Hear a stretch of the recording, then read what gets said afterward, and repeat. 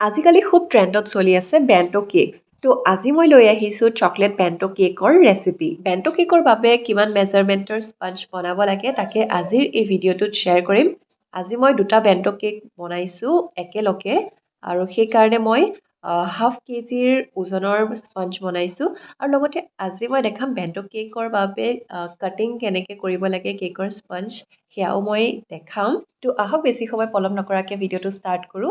Bento কেকৰ measurement actually 250 গ্ৰামৰ পৰা 300 গ্ৰামৰ ভিতৰত হয়। তো আমি বেটাৰ মেজাৰমেণ্টখিনি মানে কেকৰ স্পঞ্জটো 150 গ্ৰামৰ হ'ব লাগে।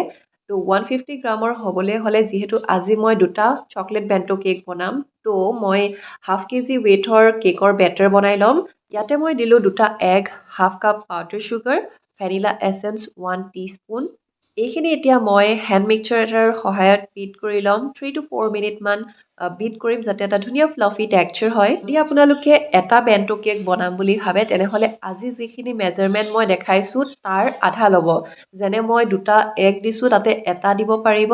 পাউডাৰ চুগাৰ যেনে মই দিছোঁ হাফ কাপ, সেইটো দিব 1/4 কাপ, তেনেকৈ হাফ হাফ কৰি দিব। যিহেতু দুটা বেণ্টো কেক মই বনাম সেইকাৰণে একেলগেই বনাইছোঁ। তো ইয়াতে মই হাফ কেজি ওজনৰ এয়া মেজাৰমেণ্ট লৈছোঁ।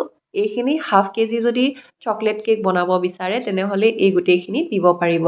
হেণ্ড মিক্সাৰ দি এগ আৰু পাউডাৰ চুগাৰৰ মিশ্ৰণখিনি যি মই বনাই লৈছিলোঁ তাত দিলোঁ ৰিফাইণ্ড অইল 1/4 কাপ, মেদা 1 cup, cocoa powder 3 teaspoon, baking powder 1 teaspoon and at last baking soda 1/4 teaspoon. আজিৰ ভিডিঅ'টোত মই অকল স্পঞ্জটো বনোৱা দেখাইছোঁ। ডেক'ৰেশ্যন কৰা ভিডিঅ'টো মই যদি আপোনালোকক লাগে কমেণ্ট ছেকশ্যনত জনাব, মই নেক্সট ভিডিঅ'ত ডেক'ৰেশ্যনৰ ভিডিঅ' লৈ আহিম। আজিৰ ভিডিঅ'টোত চিৰ্ফ স্পঞ্জটো কেনেকৈ ৰেডি কৰিব লাগে একদম ষ্টেপ বাই ষ্টেপ দেখাইছোঁ। আকৌ এবাৰ কৈছোঁ, আজিৰ যিখিনি মেজাৰমেণ্ট দেখাইছোঁ এইখিনি হৈছে দুটা বেণ্টো কেকৰ মেজাৰমেণ্ট। যদি আপোনালোকে এটা বেণ্টো কেক বনাম বুলি ভাবে তেনেহ'লে যিখিনি মেজাৰমেণ্ট মই কৈ গৈছোঁ তাৰ আধা ল'ব।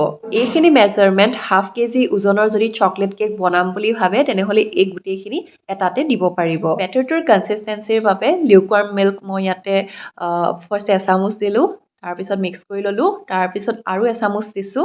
মানে কনচিষ্টেঞ্চিটো আপোনালোকৰ হ'ব লাগিব ৰিবন লাইক কনচিষ্টেঞ্চি। যিহেতু মোৰ হোৱা নাছিল তো মই আৰু এচামুচ দিলোঁ, টোটেল 3 চামুচ দিলোঁ। আৰু এতিয়া দেখিব পাৰিছে ইয়াৰ কনচিষ্টেঞ্চিটো একদম ৰিবন লাইক কনচিষ্টেঞ্চি হৈছে। মানে ৰিবনৰ নিচিনাকৈ এনেকৈ পৰি আহিব লাগিব যেতিয়া আমি ওপৰৰ পৰা দিম।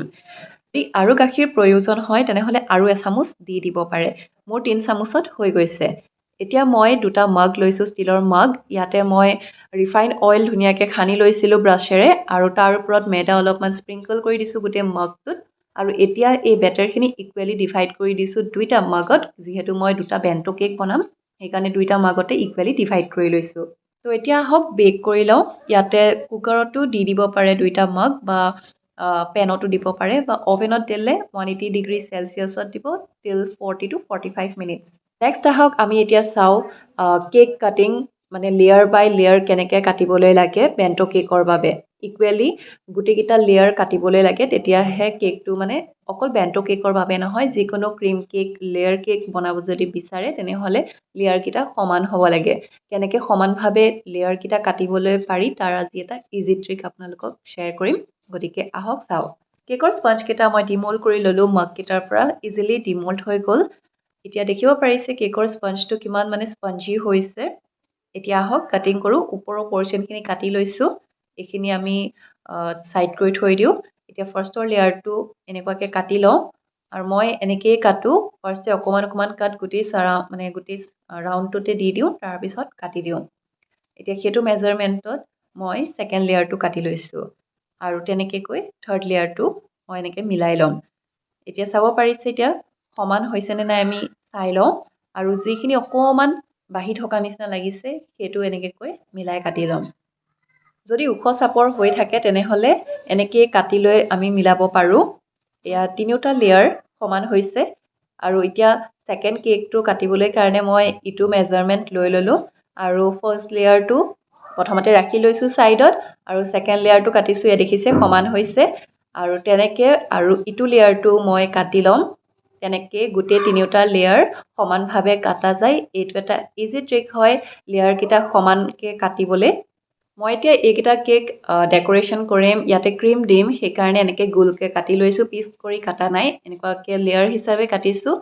ডেকোৰেশ্যন কেনেকৈ কৰোঁ সেইটো যদি আপোনালোকক টিউটৰিয়েল লাগে তেনেহ'লে কমেণ্ট ছেকশ্যনত জনাব। নেক্সট ভিডিঅ'ত মই লৈ আহিম। এয়া মই ডেকোৰেশ্যন কৰি দিলোঁ। আৰু এই চকলেট চিপছকেইটা মই নিজে ঘৰতে বনাইছোঁ। কেনেকৈ বনাইছোঁ ইয়াৰ আগৰ ভিডিঅ'টোত মই অলৰেডি শ্বেয়াৰ কৰি থৈ দিছোঁ। যদি চোৱা নাই তেনেহ'লে চাব পাৰিব। তাৰ লিংকটো ডেছক্ৰিপশ্যন বক্সত বা কমেণ্ট ছেকশ্যনত মই দি থৈ দিম, চাব পাৰিব। বহুতেই ইজিলি মই সেই ৰেচিপিটো কেনেকৈ বনাব পাৰি সেইটো শ্বেয়াৰ কৰি থৈ দিছোঁ। এইটো হৈছে ছেকেণ্ড বেণ্টো কেকটো, এইটো অৰ্ডাৰৰ কাৰণে আছিলে। এইটোৱে হৈছে আজিৰ মোৰ ভিডিঅ' কেনেকুৱা পালে চাই কমেণ্ট কৰি জনাব। যদি ভাল পালে লাইক কৰিব, কমেণ্ট কৰিব এণ্ড ছাবস্ক্ৰাইব কৰিব মেইনলি, এণ্ড লগত থকা বেল আইকনটো ক্লিক কৰি থৈ দিব ফৰ ফাৰ্ডাৰ ভিডিঅ'জ। বাই।